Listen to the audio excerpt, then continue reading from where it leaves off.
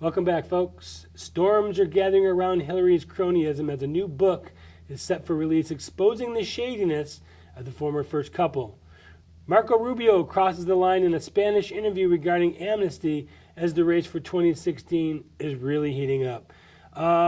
It seems like we're always in campaign mode. The only time we had a little bit of a solitude was the last couple of months right after the midterms and right before this, but you don't get much of a break in America anymore. You know what's so ridiculous? It used to be that a congressman with 2 years spent about a year working and then he started the second year trying to get reelected. Senator had it pretty good because Senate has a 6-year term. Now senators are starting to collect money the day after they're reelected. The whole thing is a money game. That's all it is.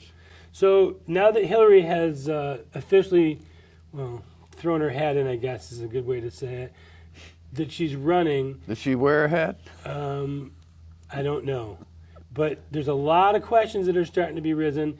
My old buddy Peter Schweitzer's got a book coming out in the next couple of weeks that has gotten a lot of press, not just from the right wing, but ironically the New York Times and the Washington Post are actually working with him in concert to try and develop these stories. I think this is pretty damaging. I hope you communicate to him what I just told you. I think he was a genius in order to go to the left in order to get his book out in the open, because the Washington Post and the New York Times, when they handle it now, they're going to make the most of it. So you can't say, well, this was a right-wing publication. This was the Wall Street Journal or Fox. This was two newspapers that were greedy enough to see this was a good story and they were going to milk it for what it's worth. And this is going to be more damaging to her than Benghazi or the money that she's taken from foreign countries in order to support her candidacy. Yeah, this is direct conflict with her time at the State Department. These are things like the Colombian trade deal, the XL pipeline with the Canadian banks. Bill was getting speaking gigs worth $400,000, $500,000 right on top of when money was being transferred over to the Clinton Foundation. These people are making billions of dollars. Yeah, at the and expense she of had the America. nerve to say that when they came out of the White House, they were broke. Give me a break. I mean, lying has become a way of life for these people. Pretty much all politicians. Yeah, but when they're up on top, you would think they were a little more discreet. They've thrown away discretion completely and just, if you don't like it, too bad. We're in She just charge. lied last weekend. She said that all four of her grandparents were first generation immigrants. And it's easy enough to fact check. Only one of them was. So, I mean, do you think you're not, especially in today's day, 2015, when you've got cell phones and computers, you don't think that people are going to catch up with this? Well, I think the one thing nobody ever talked about was Vince Foster, who ran afoul of her, and suddenly he was found dead, and nobody could figure it out. He must have walked. They found him in another part of the forest where he left. He originally went, and suddenly he was. He shot himself several times. Yeah, exactly. That's about the size of it. Yeah, the cronyism with the money is going to be a big deal, though. We're talking about hundreds of millions of dollars. And we're talking about some of the worst regimes on the face of the planet that these guys are working in concert with. And if they don't think that they're getting something in return, she owes a lot of favors, it seems like. How can you put someone into a position of power of running the country? I think the worst thing in Benghazi, they said it was this movie that was critical of Mohammed. That was the real. She had her minions say it had nothing to do with any kind of local uprising. It had to do with this movie that was being made by a guy they had put in jail. It was a nothing movie, but that was their excuse. So lying and deceiving and using methods of that nature, people have become so inured to it, they don't seem to care anymore. The thing is there's nobody on the bench for the Democrats. Isn't that amazing? They only have one person. None. If you look at, after Hillary, name three prominent Democrats that could potentially run.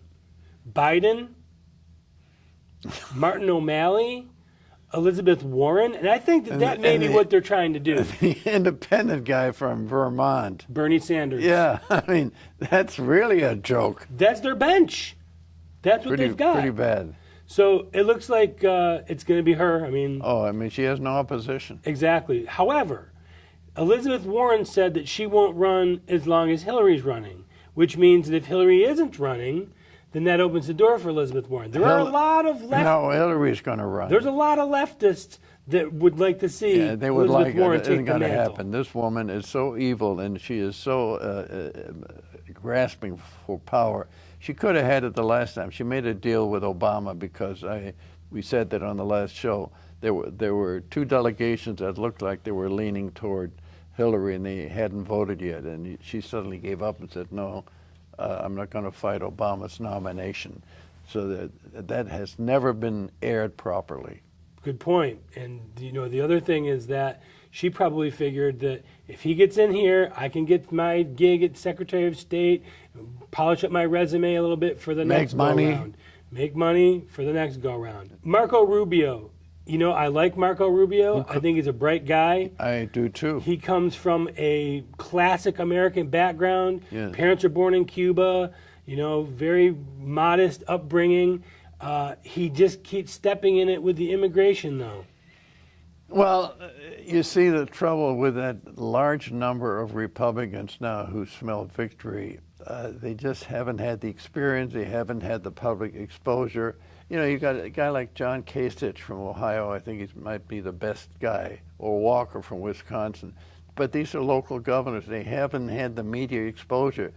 You ask 100 people on the street, who's John Kasich? They wouldn't be able to tell you who he is. Right. And then when you do run for president, it's a little bit different than when you're running for Congress or for Senate. Absolutely. I mean, the scrutiny steps up 1,000%.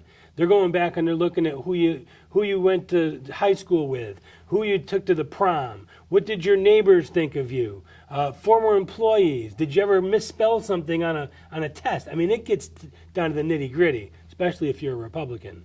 But Marco Rubio, I think, has a little. I think he's finished after this. Well, it's too early. There's so many things can happen between now and November 2016, but it certainly was a step backwards for him. And he just went through this 2 years ago when he was doing that whole bipartisan gang of 10 or 12 or 14 with the 14.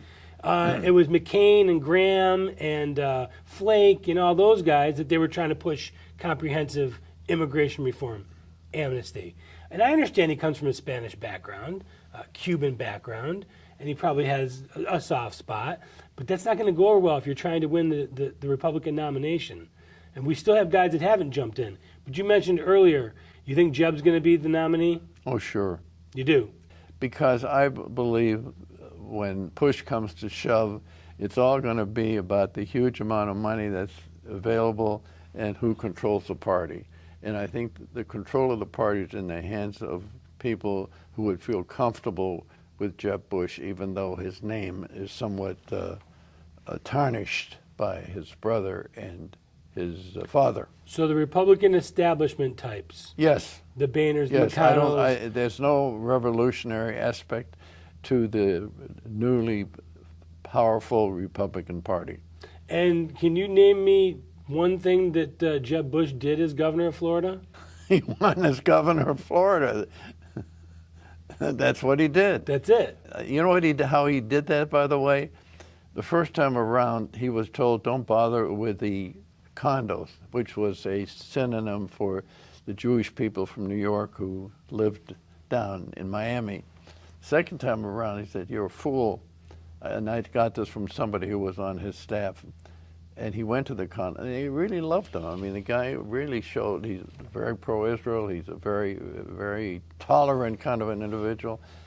And he got a huge vote out of the condos. He's just the milquetoast, run-of-the-mill, country club, check pants Republican that they seem to run every single time. He's another Romney.